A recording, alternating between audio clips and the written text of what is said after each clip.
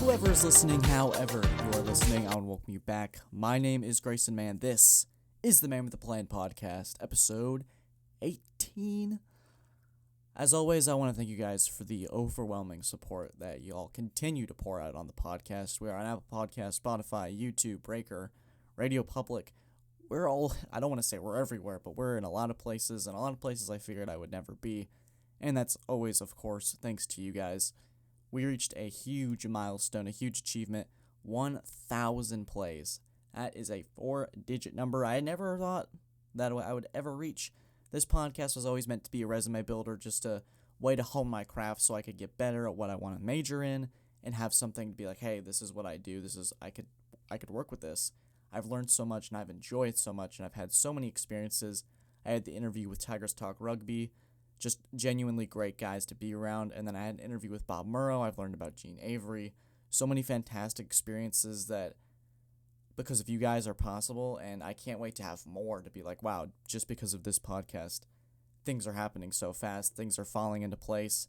I'm excited about where we can take this. And I hope you guys are too. If you believe in this podcast, of course, share it with your friends and family. Like I always continue to do to you guys. I feel like I'm annoying y'all sometimes with the come watch this, come watch that, come watch this, come watch that. Oh, this is out. But you guys always seem to enjoy it, always seem to love it, and that just makes me humbled and inspired each day to continue to hone my craft for you guys and work towards more success in the future. So let's work on that. So today I want to talk about J.J. Watt to the Cardinals, the surprising decision that was made, and I'll delve into why. I also want to get into Alex Smith. He's expected to part ways with the Washington football team, and where I think he should go, his most optimal landing spot, and you're probably going to be, if you know who I am, you know what's coming. And, of course, we have some what's the plan questions you guys poured in, and I'm going to talk about, I think, 3 to 4, depending on if I get one back. I'm going to take those two topics, take a short break, and then we'll get to the what's the plan questions. So let's start with J.J. Watt. So I was getting lunch yesterday, and I was thinking, this was before the signing, where's J.J. Watt most optimal? Where, like, if you plug J.J. Watt into what team, where would he succeed the most? Which team could benefit from it? And instantly my head goes to two teams, Buffalo and Green Bay. Buffalo, they needed a pass rusher in the AFC Championship game. Mahomes was going all over the place. Too much going on there for Buffalo. That was if we get this guy, Super Bowl bound. And another spot was Green Bay. It made the most sense. Hometown of Wisconsin, championship team, Aaron Rodgers, one more piece, extra veteran presence. And so I'm driving, I'm doing my thing. I check my phone when I get back, and it says J.J. Watt has signed with the Cardinals. And I'm like, wait a second, the Cardinals? I saw J.J. Watt's Instagram picture, the source, me. And of course, the memes have been piling in, the bike thing, his top destinations. I was like, whoa, Arizona? Why? I was very confused, and I saw the money, $16 million a year for an aging defensive end. I was like, oh, okay, there's one reason. But I don't know why. This decision makes me feel sort of underwhelmed, and I don't know if it's because he's not going to stand out in the division. I feel like in the NFC North, he'd stand out as one of the top premier players. AFC East, there's not really a pass rusher that comes to mind that's like, ooh, I want to get that. Unless you're thinking of like Shaq Lawson for the Dolphins or for the Bills. You could say Ed Oliver in that category. AJ Espinoza, if he develops into something, he would stand out there. The NFC West is defined by pass rushers. Chandler Jones of the Cardinals can get you a number of sacks. He's ridiculous. Leonard Floyd, Aaron Donald for the Rams. I mean, Aaron Donald's name speaks for itself. You have Nick Bosa, who's coming back from an ACL injury. The Seahawks have Jamal Adams, if you want to do the whole blitz boy thing. He's always out rushing off the edge. And then they have Carlos Dunlap, who they acquired from Cincinnati in the midseason of the 2020 NFL season during the whole trade deadline thing. So J.J. Watt going to the Cardinals, I guess you're like, all right, he's going to be Chandler Jones, Isaiah Simmons, Budda Baker, J.J. Watt.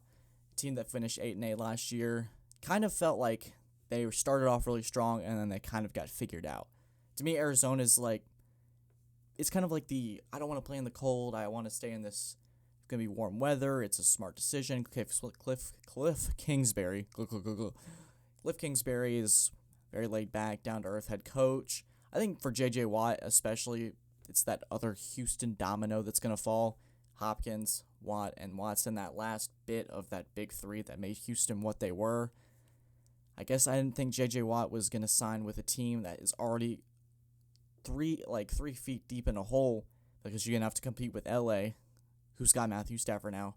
Seattle's kind of like a mystery, a question mark, because Russell Wilson, I don't know what's going on there. If I'm going to give my quick opinion on Russell Wilson, it would be what in the heck is going on, and why is this another trade thing it's like front office versus quarterback. It's a standoff. Both of them are trying to reach for the pistol, their holster, but they can't do it because it's like wrapped around with a bunch of super glue, because nobody wants to make a move. Nobody's willing to budge. So I feel like Seattle's a big question mark right now. I don't want to talk about Russell Wilson until that's finalized or he demands a trade, because I feel like it's all in the air right now because it's all internal, and then you just hear reports coming in and out. And so for J.J. Watt to join the Cardinals, obviously it makes Arizona a better team, but by how much?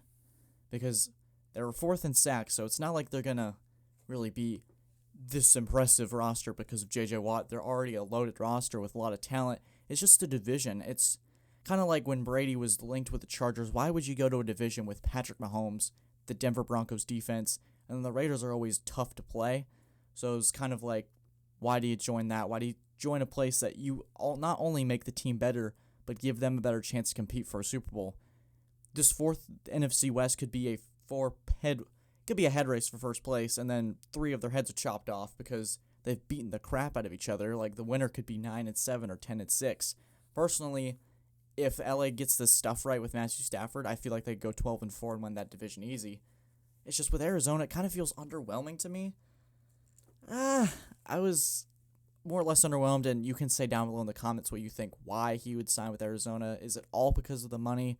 Does he see something that we don't? Have they been in talks? Like, if I come here, are you guys going to pursue another person that would make the team stronger? Obviously, the development of Kyler Murray is huge with J.J. Watt, how that goes hand in hand. Kyler Murray gets better as a player. Obviously, Arizona will be better as a team, and then J.J. Watt doesn't have to do everything.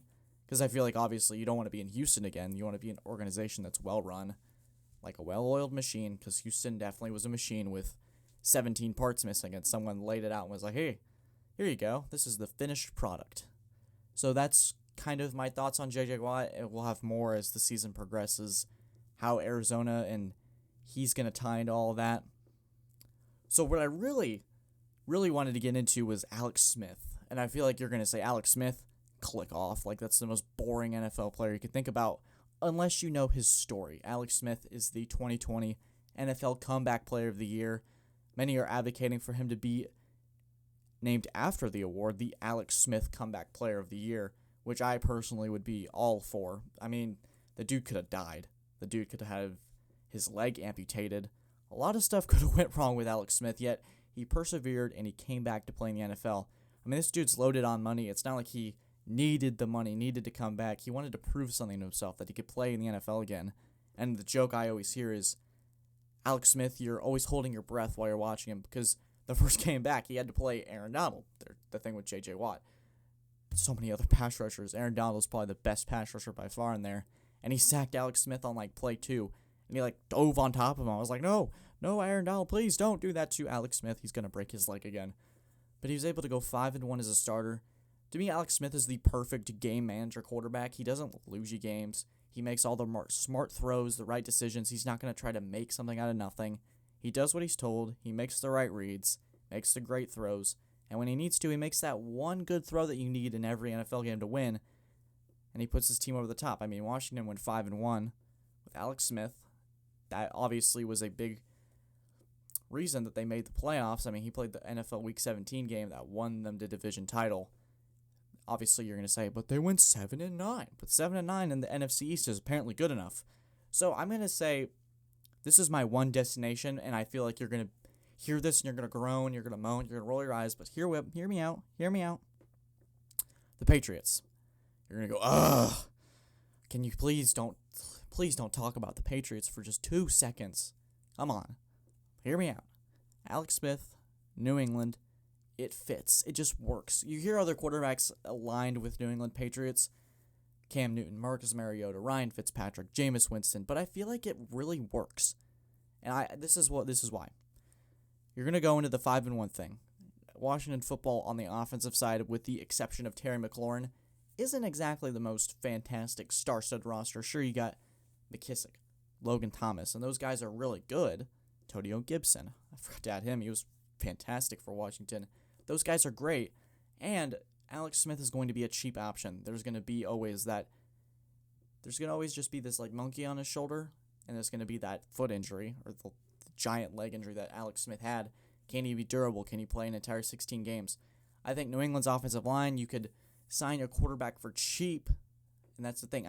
Quarterbacks don't go very cheap in this league anymore. You could sign Jameis Winston next week for like $15 million. Alex Smith could be a really cheap option like they did with Cam Newton last year. Alex Smith, I think, throws a better ball than Cam Newton by far.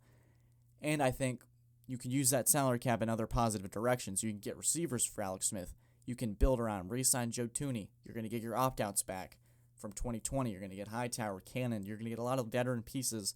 This team could be a grinded-out kind of team with a veteran presence like Alex Smith. You can kind of get behind him, rally. He's like, I've done it all. I've survived the most horrible injury. I'm still here playing. It's a really great motivator for NFL teams.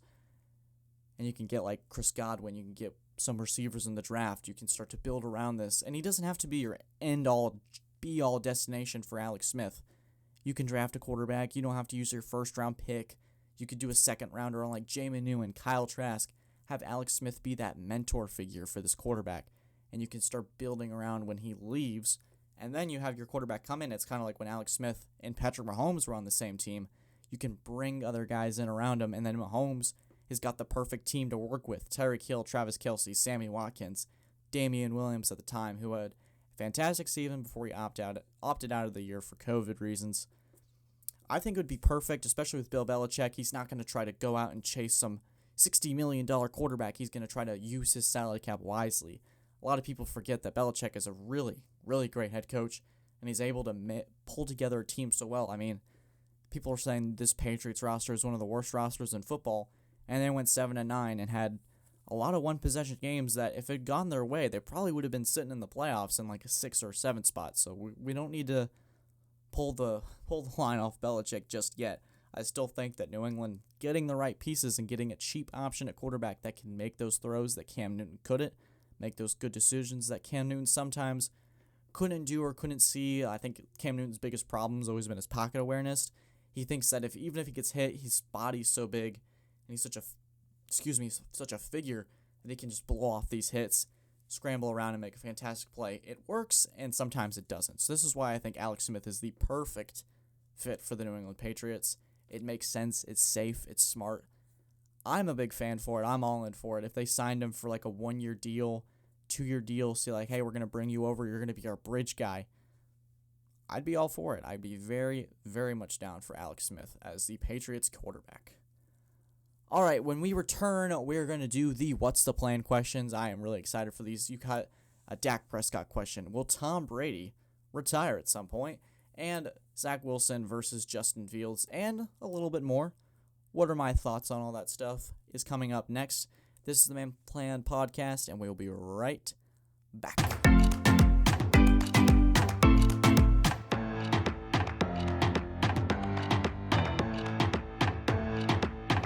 And we are back. This is the Man with the Plan Podcast, episode 18. It's time for the What is the Plan questions from you guys. We've got 4. They range from Dak Prescott, Tom Brady, Zach Wilson and Justin Fields, and a little bit on Cam Newton. We're going to start with Nick. Nick asks, what is the situation with Dallas? Who has more leverage, Dak or Dallas? He is going to go with Dak. I'm going to take a similar approach, but I'm also going to look on both sides of the coin here. I'm going to say that for this report that came out with Dak Prescott asking for $45 million a year, ooh, that's not a good look. I think for Dallas, the more money Dak asks for, I think you're not going to be able to afford $45 million a year. You're going to have to move some parts. A lot of stuff for Dallas is kind of, and I'm going to say this, you're going to probably be like, hold up, he's not a restricted free agent. They can't match this. But let's say Dallas lets Dak test the market. Let's say he lets teams take a look at him, see what they're going to offer him. I think for Dak, Dallas is the optimal place. It's where he can increase his brand. He made over $50 million on endorsements last year. Can you imagine what the number is now? I mean, how many Sleep Number commercials have you seen in the last couple months? Dak Prescott is everywhere. Being the Cowboys quarterback is an endorsement in itself. No matter what money you're getting on your contract, you're going to earn a lot of money regardless. I think that for Prescott, it's going to be how much am I going to ask for and how much can they afford? Dallas is obviously going to have to move around a lot of parts.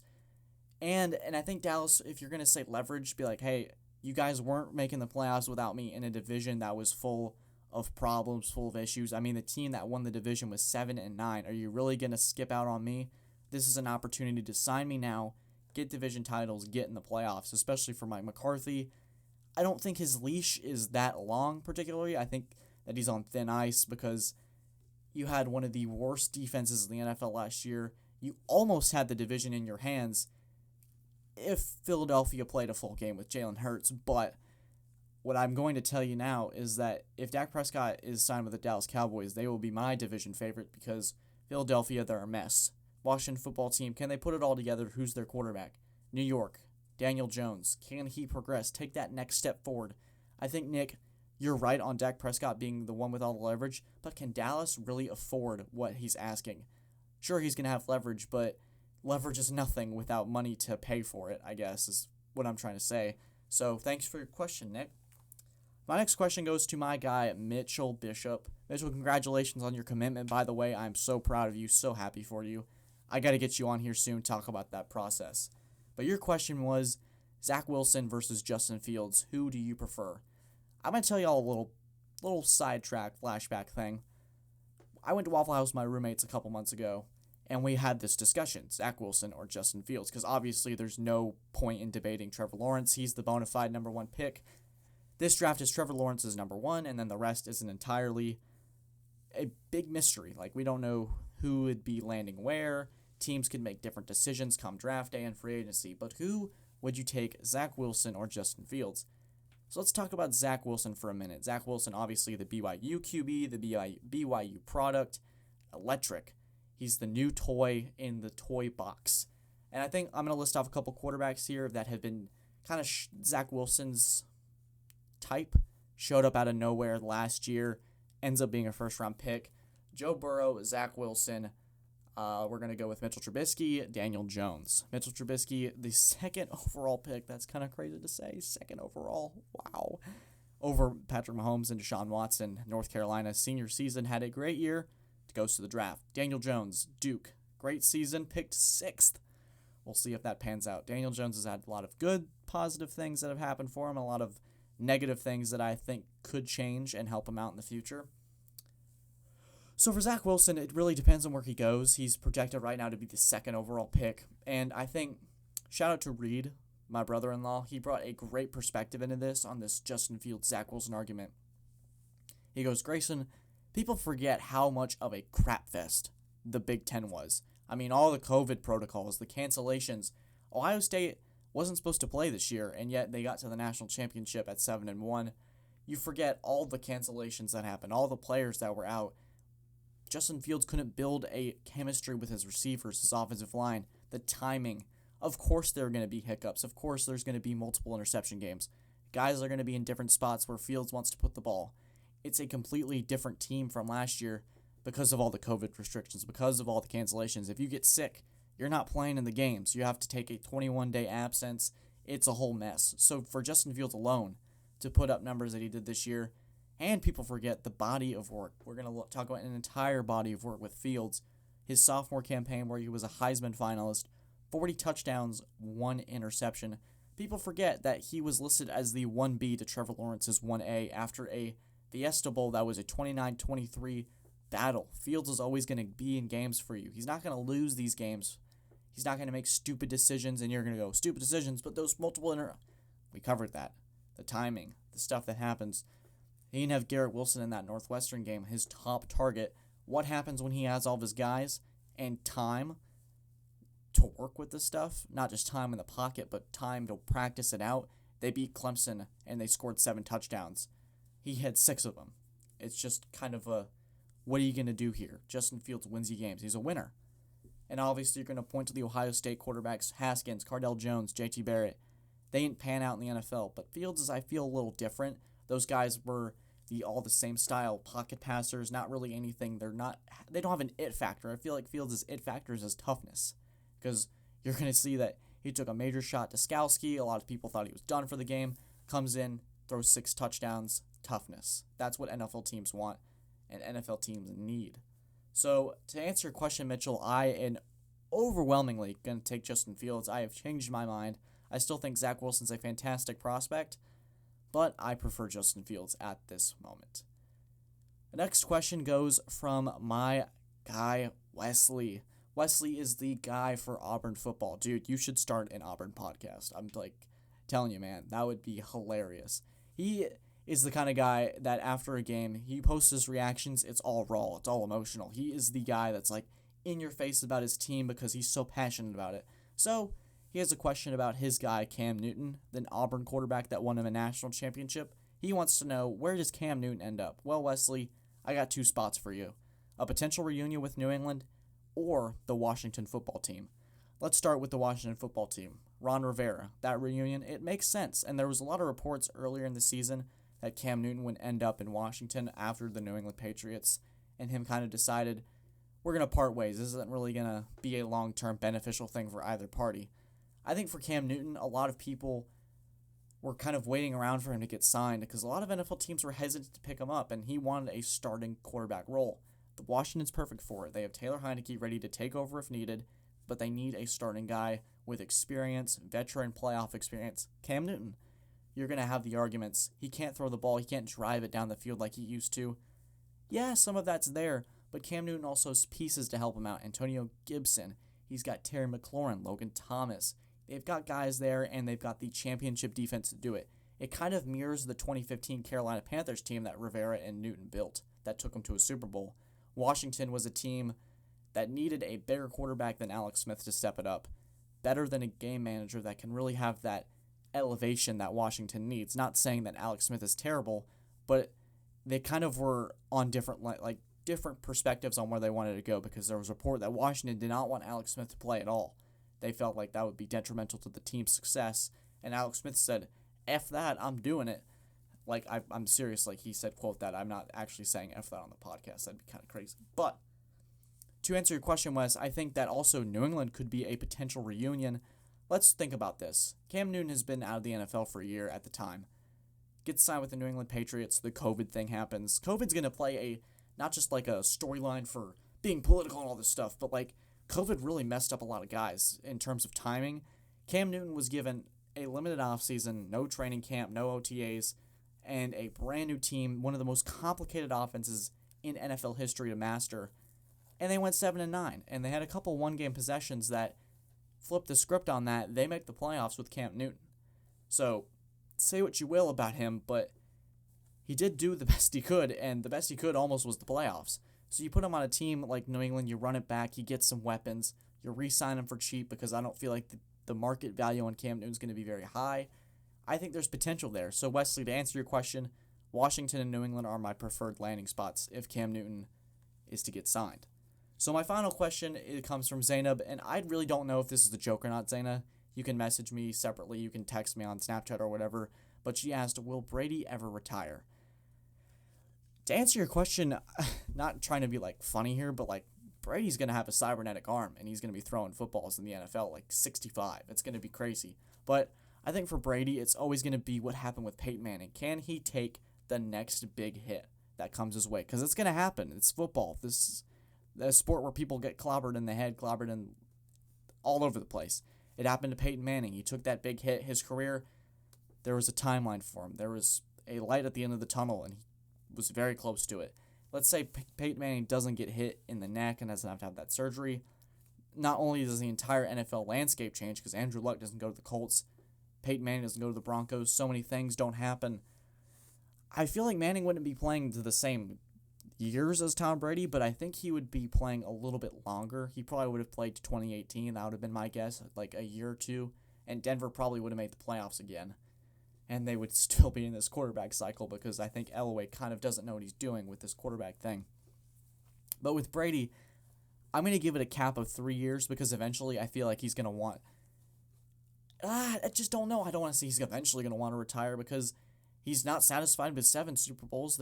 I was watching Colin Cowherd before I started recording, and he wants an 8th one. He said he called his quarterback coach a day after the Super Bowl and was like, I really feel good about next year's team. I mean, he probably enjoyed the win for a couple hours and was like, all right, let's get on to Super Bowl 8. I want another one. I want to fill my hands with a bunch of rings and too many to count.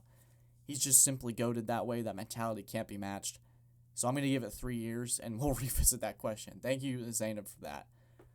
All right, that was the Man with the Plan podcast, episode 18. As always, if you enjoyed, leave a subscription if you're on YouTube. On Spotify, give us a follow. Apple Podcasts, leave us a 5-star review and a rating. That would be much appreciated. As always, thank you guys for the support. And share this podcast with your friends and family. If you believe in the show, continue to support it as you guys have been doing. You guys are fantastic. I hope you have an amazing day. And as always, you take care.